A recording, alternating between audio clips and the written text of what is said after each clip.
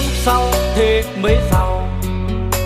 Tình nghĩa anh em có chắc bền lâu, dẫu trước khổ sau thế mới đau lòng.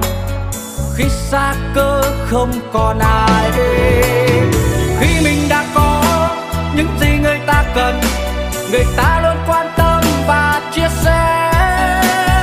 Khi mình xa cơ thất thế trên cuộc đời, người ta mang mình ra đánh rẽ bát. Khi gian nan mới biết ai là bạn, hỏi thế nhân ơi có mấy người cũng như tôi.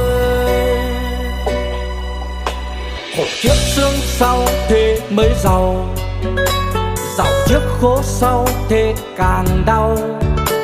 Thời thế cho ta nhân biết ra rằng, khi gian nan có được Ngài. Nói nghe nào bạn ơi, tôi xin cảm ơn bạn, nhờ bạn mà tôi có ngày hôm nay. Một lần này nữa thôi, tôi xin cảm ơn bạn đã cho tôi biết đời chỉ là thế thôi.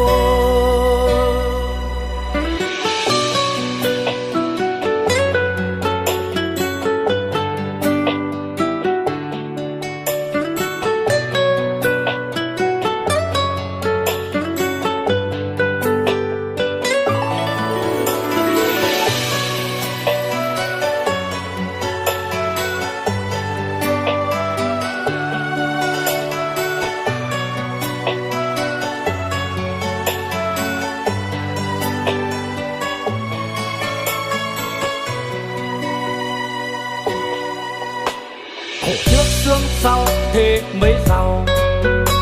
Tình nghĩa anh em có chắc bền lâu, dẫu trước khổ sau thế mới đau lòng.